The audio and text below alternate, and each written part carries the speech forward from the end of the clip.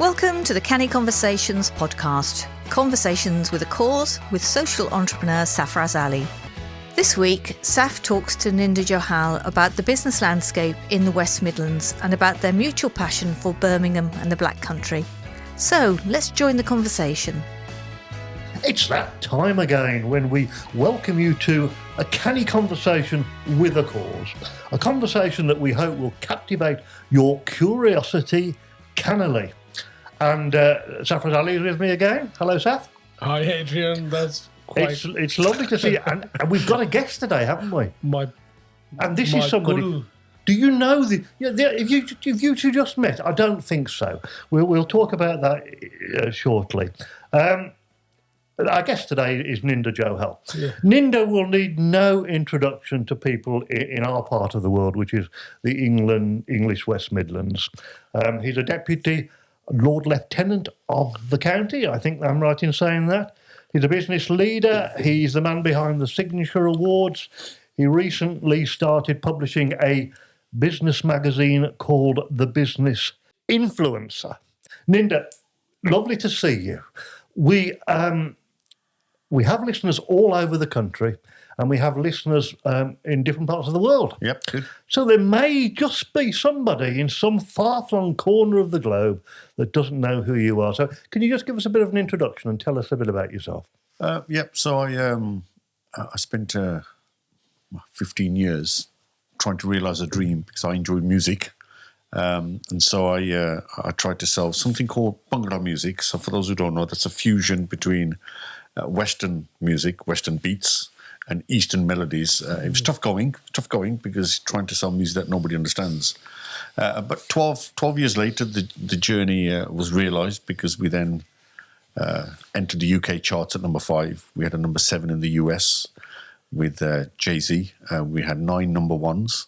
And at the last count, we'd sold 11 million records. So that was sort of my sort of fame, if that's what you want to use. And of course, in life, you've got to know when to move on to the next adventure, the next challenge. So I taken the skill set I developed running a record company and music, moved into event production.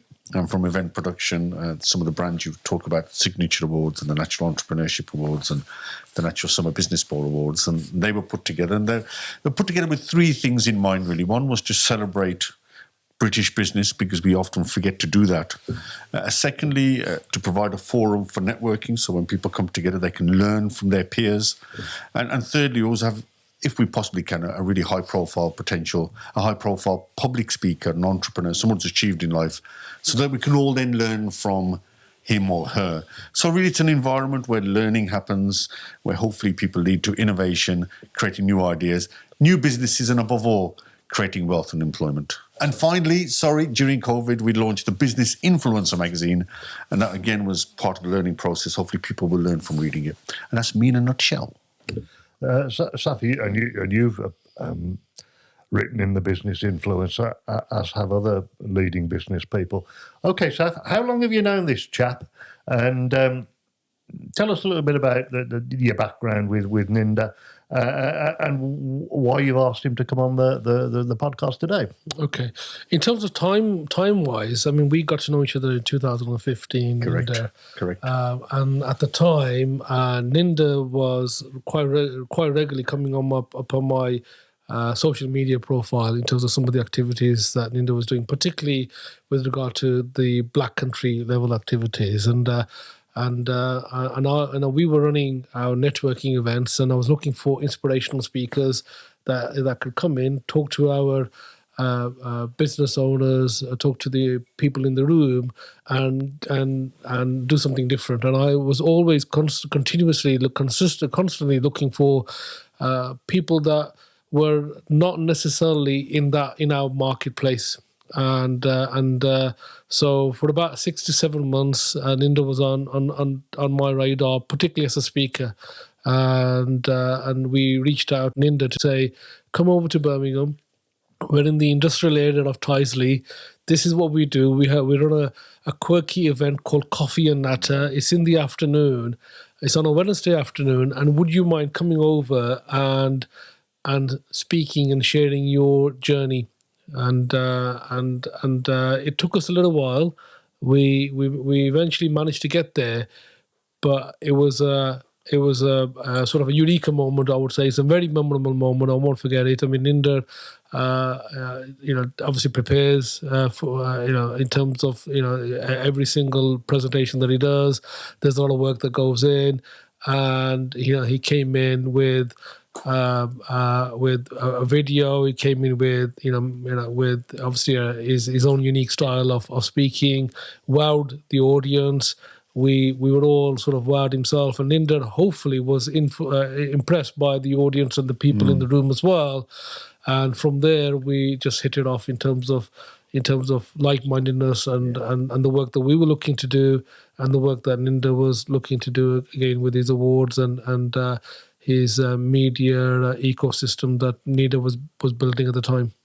For those listeners that don't come from the English Midlands, there was reference, I think, Ninder made to the Black Country, yes. The Black Country, or was it Saf? Just for those that don't know, the Black Country is part of the Midlands that includes, if people have heard of them, towns like Wolverhampton, Dudley, Oldbury, Tipton, very traditional manufacturing places. And this brings us in a nice little lead into our conversation, which is about the economic situation, particularly in our part of the world, and the way in which our region, the English Midlands, has had to transition from a traditional heavy engineering to something different. Ninder, you're a young man, but you've got enough time under your belt to have seen some of those changes. What stands out for you? I think resilience. I think resilience stands out. I think in an ever-changing world where disruptions come from every direction, whether it's political or non-political, what business in the Black Country and beyond has shown is resilience, an ability to innovate, to transition, to bring new products. We're now talking about 5G, how to adopt 5G within your business and how to innovate using that, how to increase your supply chains. And I think the challenge is now on. We're into, particularly the Black Country is more led by aerospace and automotive, so deep supply chains, and how they now cope with electrification in terms of cars and batteries and supply chain. So that's the next challenge. But you could argue that was the challenge when they decided the railways were built and people said, well, why do we need a railway? We're fine with horses and carts. So there's always resistance, but I think the human endeavor, the resilience, the fact that entrepreneurs always produce new products, new services. Nobody else does it, by the way. Entrepreneurs do it, and they say to the world, we think you need this product. So I think, look, as long as we have entrepreneurs who are ready to take that calculated gamble, can see a vision that other people can't, and have the drive to forge ahead, we will always survive. This country will always survive. And the Black Country is an epitome of that. It's gone through so many transitions, and it'll always do well. And I think the challenge now is how do you cope with uncertainty, both technological and non, and how do you now skill up? And this is obviously a relevant subject for SAF is how do you now upskill both existing workforce, but more interestingly, how do you forecast what the future workforce looks like? And that's a challenge not just for the Black Country. That's a challenge. And not just for the West Midlands, that's a challenge for the entire UK. And by the way, it's a challenge for the globe. We're not alone. You said something really interesting. Well, you said a lot of things that are interesting, but you talked about vision and being able to look, over the horizon. And Henry Ford, who sort of brought the motor car to the masses in the United States, he once said, some people would have wanted, when we were looking at new means of transport, some people would have thought the solution was to find a faster horse.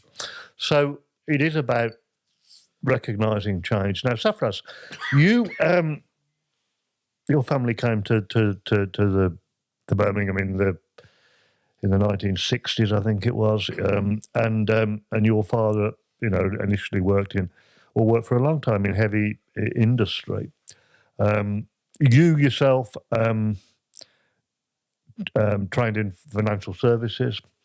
You've set up businesses in domiciliary care, and also, heavily involved in training. So I'd like Saf, give me your perspective on the way you've seen things change, and also on the way in which the sort of work that you do, particularly with training and apprenticeships, can prepare us for whatever the future might hold. Yeah. So in terms of my father, yes, he came to Birmingham to work, to earn a living, and his plans, like most immigrants at the time, was to make enough to go back back home and carry on there. But that didn't happen, and they settled. And not only did my father settle, but he also called family, so extended family. So yeah, his sort of cousins, my mum, and so forth. And then obviously we were born here, and this has become our home, and ever since. So my children are here, and this is our home now, and we don't think anything other than that. My father was a labourer originally for IMI, working in a titanium factory in Holford, which is in Wootton, not far from Aston Villa Football Club, for those that know where that is. And that whole area is now completely different. It was large manufacturing base. It's now slightly more high-tech manufacturing base, where you don't need to have big plants. It's smaller industrial units, and it's part of supply chain to possibly other sort of technology type or manufacturing type companies. My background in terms of education, I didn't do extremely well. I didn't do well in school. That was a massive shock for me. And from there, I sort of tried to recover back. And I thought, I had a choice of either working at IMI or, pursuing college, and which is what I did, and then went into the whole sort of university, first in my family to go into university, and then, went into the financial services field. And really from there, fairly later on in life, I started thinking about becoming an entrepreneur or social entrepreneur, but it wasn't something that I was thinking about in terms of, when I was at college or university, in terms of starting a business or going into business. It was more about education, and education was drummed into us from family and from my father, in terms of education is our thing, not necessarily business or entrepreneurship. And it's only because I felt unfulfilled in terms of my work that I started looking at, other things. And this is where I fell into the whole social entrepreneurship, went into the sort of educational market, started working with some of the colleges, local colleges, and that's where my sort of experience comes in. But yes, in terms of transformational, there's no doubt, even in terms of, I don't have to go back 40 years or 50 years to say, this is the change. That change is happening quite regularly, even now in terms of the lockdown, the COVID, the whole sort of COVID period that we've had. That change has happened in terms of jobs. There's vacancy after vacancy that's unfulfilled. People are now saying they can't get the staff, where previously, when they said they can't get the staff, it was about mindset. When when a business owner or a leader or a manager said, I can't get the staff, they weren't actually talking about people or bodies. They were talking about, I can't get the right staff in terms of mindset. Now you can't physically get the staff. There's a shortage, not just in terms of the field that we're in, health and social care, education, but across the board in terms of retail and some of the things that we rely on a day-to-day basis, let alone skill shortages at a higher level in terms of the manufacturing skills and so forth.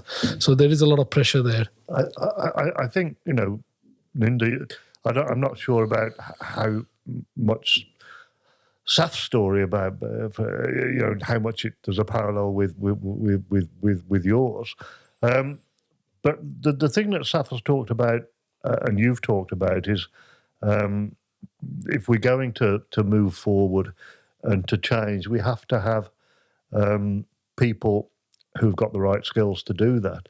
How well do we do in terms of skills in this region? I think, and I've got to choose my words carefully here, I think the education system hasn't been able to move with the times. the legal system hasn't been able to move with the times. They can't cope with social media and everything that's come with it. I think with every generation, they learn in a different way. And I think the old model of 3 hours lessons, I think, are gone, but schools don't believe that. I think people learn by doing, but schools don't believe in that. I remember I did a short stint in education, and I couldn't persuade the business department to let me take 20 students to a local Tesco's. Because I said to them, if they walk into a local Tesco's, in that 1 hour, they'll learn a lot about marketing. Don't rely on just them reading a book. I couldn't get them to understand that. I think we don't get employers, and I'm not going to touch blame to employers or education. We don't have enough engagement between employers and education to understand what employers want. And maybe employers don't articulate well enough to what they think they want. There's a definite mismatch between supply and demand.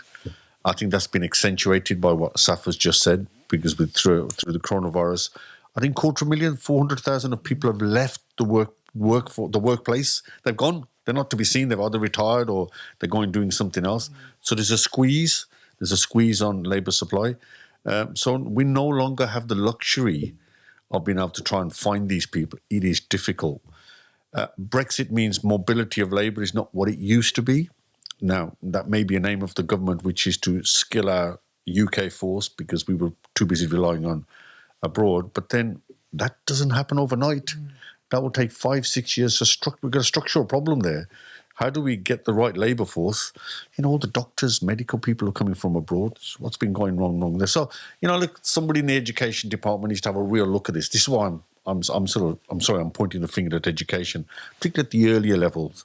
And then, of course, when kids are coming through 11, 12, 13, 14, 15, rather than saying to them, you could be a YouTuber or go and do something that you think is easy, actually, this is where you should be focusing on. And my final comment, there used to be something called careers officers, careers advisors in schools. They're no longer around. So there's a vacuum in which people, when they leave school, not quite sure where they want to go. And listen, I've just started, so don't get me going, but there's lots of problems there. And unless you resolve the skills problem, this country and this economy is going nowhere. And I'll say it again, this is not just here.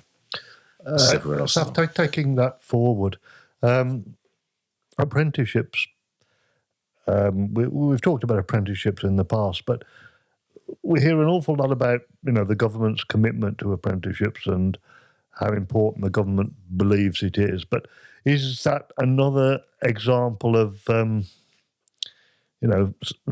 words and good intentions, but not the real support that is needed? And the two of you, I'd like you just to I'd like you to share your thoughts on, I think, I don't want to mislead anybody, so I'll ask you the question directly, Ninder. Brexit bad for Britain? Okay, Saf, first of all, government, fine words and good intentions on apprenticeships, but not enough delivery, yes or no? I think apprenticeship numbers have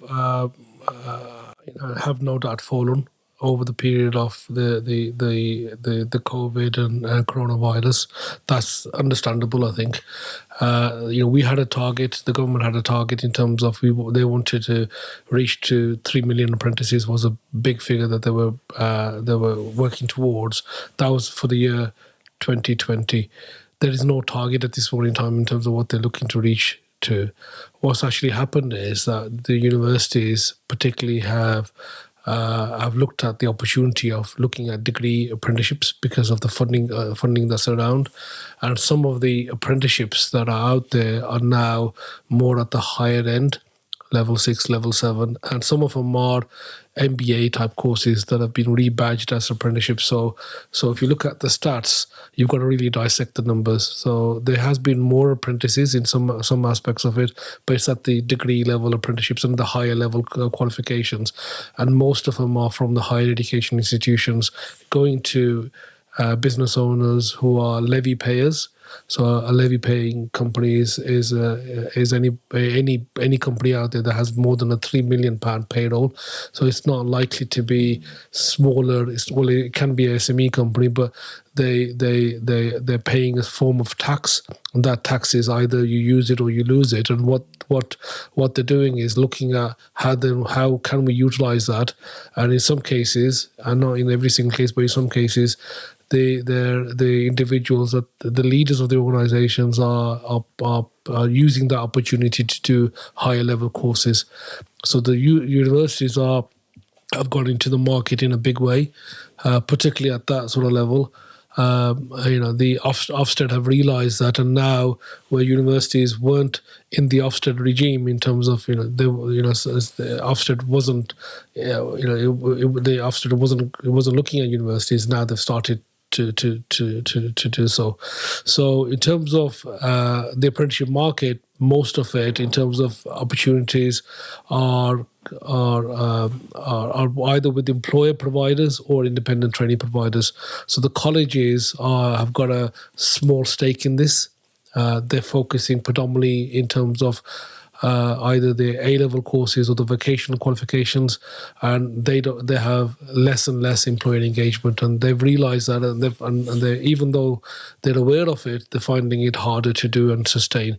So the market is thriving in terms of the independent providers and employer providers actually doing their own schemes, but the number as a whole is less. Yeah, but in terms of certain areas, the numbers have risen. So that's the picture in terms of apprenticeships. It's not just about, used to be a sort of a perception or misunderstanding of what apprenticeships are. People used to think blue collar jobs, used to think young people, and that no longer is the case, I think. But what you're finding is now it's still a misunderstanding in terms of in some cases, but I think there's a bigger I would say a bigger opportunity. People are aware of what apprenticeships are, but it's just really trying to fit the apprenticeship in to what the employers need and what's right and what's fit for purpose. Ninder, you're sitting there nodding your head there.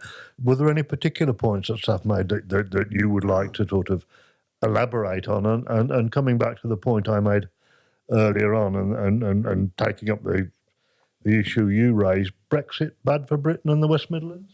Okay, but just picking up a couple of things that Saf said. I think one of the things I think it was very laudable, was the Blair he wanted everyone to get a degree. Yeah. So 50% of the population, I think, was the target, and he got that. And I think while his intentions were great, I think what it did was it sort of persuaded people, actually, that's the route. And now we've been trying to backtrack and say to people, well, actually, that may not be necessarily the same route. I think making polytechnics then become universities also clouded it, because everybody who knew they wanted a vocational knew where to go. And so suddenly everything's a university. So vocational lost a bit of the sort of the focus it had. So I think those were political decisions, and I think now trying to reverse back and to remind people what apprenticeships were.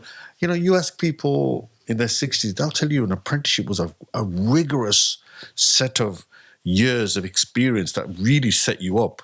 And they were rigorous. You can't, now you can do an apprenticeship in a year, and people argue, well, hold on, are you sure you can learn enough in a year? You've not got apprenticeships, and I don't want to again demean this, for business administration. No. I'm not sure in the old days that would have been a proper apprenticeship.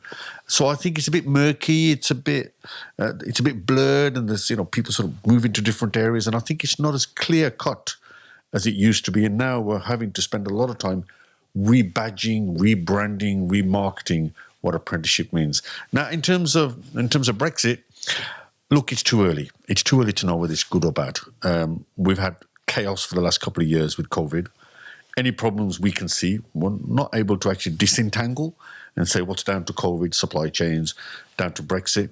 What we do know, just as they were trying to put staff in to try and get this Brexit thing over the road, COVID happened, everybody's working from home. So staff haven't been quite there to guide businesses along. We know they're trying to do something with India. We know the US are at the back of the queue, Australia, Japan. It's very difficult. And I think truly I think it'll take 6, 7, 8 years before we really know whether Brexit was good or bad for us.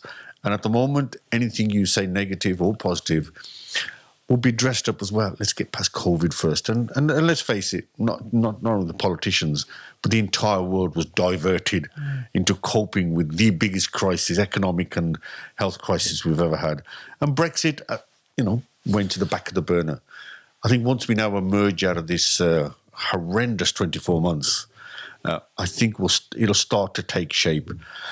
Now, there are going to be problems, but there are also opportunities. It's the first time, potentially we can dictate how we want to do trade. It'll be interesting how the rest of the world works in terms of tariffs. We've still got an issue with the Northern Ireland Protocol. That's not been resolved. And I think until we get past this Partygate problem, once we get this leadership thing all sorted, I think only then truly can we look at Brexit. And only then can we truly address the question you just asked. Is it good or bad? It's just difficult. A lot of it good points there. Just for the benefit of our listeners, because podcasts stay out there for forever. And some of our listeners are not in the UK. And Ninder was in his very illuminating comments was referring to some of the things going on specifically in the UK at the time that we're doing this recording, which is the early part of 2022. Brexit being the decision to leave the European Union, Partygate being some troubles that our Prime Minister has found himself into, and obviously, hopefully coming towards the end of the COVID, but we can't be sure of that. Safaraz, you came to Birmingham. I guess you're a proud Brummie. You've supported a lot of initiatives in this city, very heavily engaged in the community. But the West Midlands doesn't really cut it, does it, as far as the rest of the world is concerned? You speak to somebody in China or in Africa and mention London and they'll know where London is. Mention Manchester and they'll think of the football clubs. Mention Liverpool and they'll think of the football clubs and the music. Birmingham is a sort of... It's somewhere, isn't it, between London and Manchester. So it's something I know Ninder is working to do, and I know you probably have views on it. But the West Midlands and Birmingham doesn't really cut it. It's the second city in name only, isn't it? Well, there's a few things there. I mean, from my perspective, I think whenever I've had conversations with people, they recognise it, they know it. London, they sometimes get confused because they think London is the UK as a whole. So outside the UK, people call London the UK, as opposed to London, the city that we know. And then the individual areas, so are some are well known more than others, but it depends on who your market is. If you're talking to an average person on the streets, that might be. Yes, we're not in New York, and we're not in New Delhi or in that marketplace. But it's about who you're trying to talk to, which types of businesses. For example, we've got international businesses that are located in the Birmingham area, in the West Midlands area. We've got people that are moving into the UK. I've got if you take a stroll down to certain parts of Birmingham where there's the universities are Selly Oak and Edgbaston and so forth, you could see a lot of the international students there. We attract a lot of international students. We attract businesses that are here. I've met a number of businesses, a number of people who've actually taken a visa to set up a business in Birmingham, in the West Midlands. So, people, when they start looking at the numbers, they start looking at researching, we come at the top of the list, or very near the top of the list. But if you're talking about perception out there, if you ask people about Birmingham, they may know, they may not know, but it really is about who your market is, who you're talking to, and what what reference it is. As I said, in my eyes, whenever I've spoken to people, particularly in terms of, when I'm in Pakistan, Kashmir, or anywhere else, they know it very well because of the community that are here, because of the Balti Belt, because of the certain activities that we do, and it's very well known. Ninder, Sorry, can I just... Yeah. just a yeah, of simple- course you can, but Yeah. I want you to address that issue as well. Birmingham is the second city in name only, is it? Well, no. Look. A couple of things. I think Saf was very articulate in what he said. I think if you ask, particularly around manufacturing, they know where Birmingham is. I can tell you. And look, a capital city is a capital city. Yeah. London is London. And, all around the world, you all generally know the capital city. So listen, we're not going to stand here and try and compete with the capital city. That's who it is. Its GDP is greater than the rest of the country put together. And you're absolutely right. I had the good fortune of interviewing Joe Foster from Reebok. And when he said to somebody, I'm from the UK, they said, oh, you mean you're from London? So you're absolutely right. And listen, we got some world-class businesses in Birmingham. Gymshock's just down the road, and that's a world-class business. And I think you've just said it. We've got some great universities. A lot of people come to UK education, and Birmingham, Aston University. And look, I've had the good fortune to now do events in East Midlands and in London. So I got a good idea of the pulse. And I can tell you, for them, Birmingham is the place to head to. The West Midlands is the place to head to. Prior to COVID, we were one of the fastest growing areas in the country. And of course, with aviation, aerospace, we've taken a bit of a battering. Just like everybody else, we've taken a bit of a battering. But let's not forget the West Midlands is the testbed for 5G. Why is that important? Well, we've been talking about technology, the importance of technology, the importance of being nimble, agile, and to compete in a global marketplace. And technology is at the forefront. And guess what? This region is at the forefront of it. And, industries will change because of technology. Mobility will change. Transport will change. The national health will change. Life sciences, one of our key areas in Birmingham. We're at the forefront of that. So I'll tell you, this is the place to come. And once with people flying again, you'll see we have one of the biggest exhibition stroke event companies, the NEC, the ICC. I mean, it's just at our doorstep. Listen, you've got me started now, but there's so much to shout about, And by the way, we're not competing with London. We're not competing with Manchester. We're competing with the rest of the world. It's British UK PLC. I have no intention. As long as Manchester, London, and we can do well, then we all do well. And don't get me started on levelling up, because that's what it's all about. Saf, go on. What do you think? I mean, we've got HS2, HS2 Commonwealth Games. Commonwealth Games coming on this particular year. Birmingham, it is Birmingham is well known for what it is, and people, I've come across many people who've left the Greater London area and moved to Birmingham for lifestyle, for the options, for the jobs. HSBC, which we know, PwC, all of these organisations are moving away, and it's not knocking London down or anything else, but the opportunities are here. We tend to knock ourselves. And people outside are recognising us for what the opportunities are, and I think we can be a little bit harder on ourselves unnecessarily, really. Yeah, and perhaps that's my job. I mean, I'm not knocking. I'm a Brummie. I'm not knocking Birmingham at all. But I think sometimes it's useful to acknowledge a truth. So in the closing minutes, I'm giving you all a magic wand. Well, all of you, the two of you, a magic wand, and I'm saying to you, you can do one thing to raise the profile of Birmingham. What would it be? And I'll tell you what mine would be. It wouldn't be HSBC coming to Birmingham. It wouldn't be Morgan Stanley coming to Birmingham. It would be to get British Airways to fly from Birmingham. Because if the British Airways if Birmingham was on the British Airways global timetable as a destination, that would tell so much to the world about the city. The second city doesn't even have a national carrier flying from it. So that's what I would do. I'd try and get British Airways to fly from Birmingham. Saf and Ninder, I'm giving you a magic wand. One thing you could do to raise the profile of Birmingham, what would it be? Well, I think the entire globe will be watching Birmingham in the summer, because we have got the Commonwealth Games here. You have the globe watching us. It'll be the first big event since COVID. And I think the question is, how do we make use of that? How do we make use of the world's attention?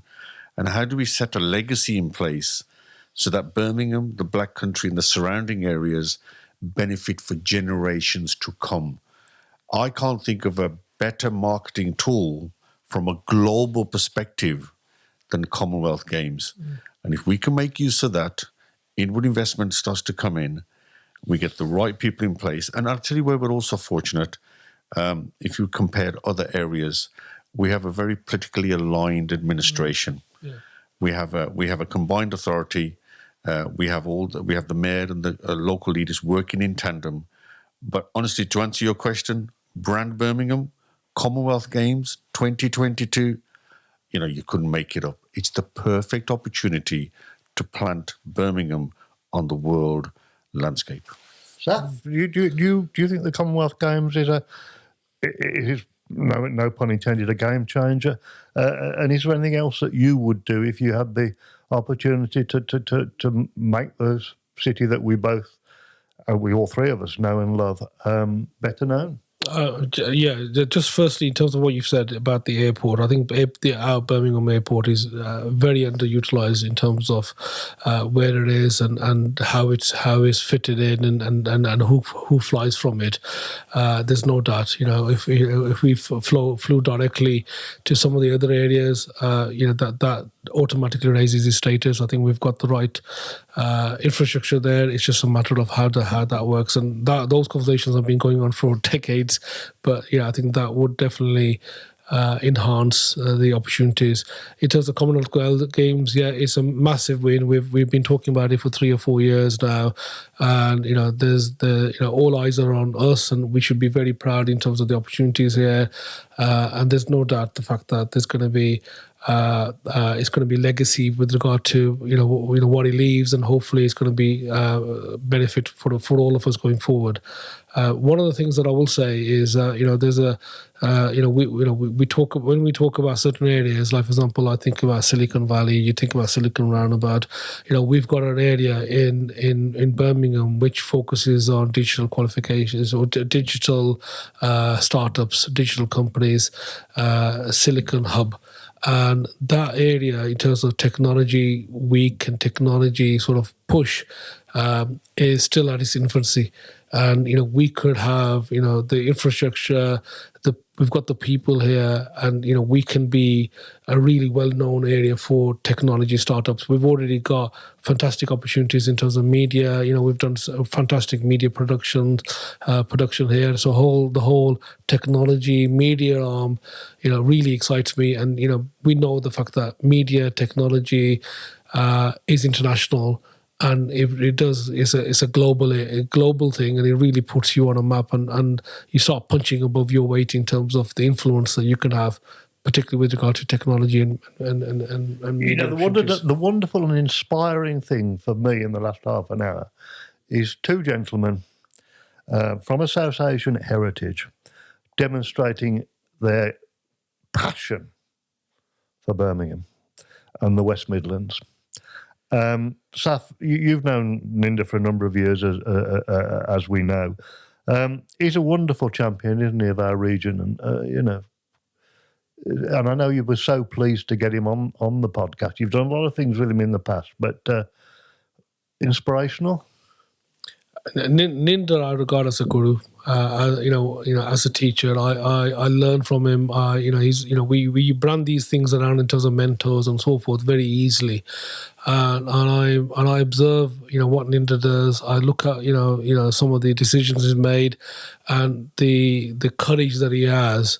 And from my perspective, for anybody to launch a magazine in the period that we're in, where you would say, if you were on a business course and you said, we're going to launch a magazine, a printed magazine, and we're going to produce a high quality outlet, you would think, you're crazy, and that takes courage. That takes, it's not everybody can do that. And it takes, you need to be brave. You need to have, there's a certain level of person that could do that. And from my perspective, and from my personal view, Ninder is Ninder, and this is the reason why I associate myself very closely in terms of Ninder's activities. I fully support in terms of what Ninder in Ninder is doing. Connecting people and really leveling up and raising the businesses and just all round fantastic person. That's very kind of you to say so. Brave, a Yeah. guru, Ninder. You are a guru. Now, I bet in your life you have been called worse things than that. So, I've been called a lot of worse things. But the word is well chosen. And what a lovely high note on which to curtail this canny conversation with a cause. So much wisdom, so much knowledge, and so much passion, which is great. If you've liked what you've heard, we'd love you to reflect that. If you want to listen to more, we'd love you to subscribe, and we look forward to next time. So until then, take care. Bye-bye.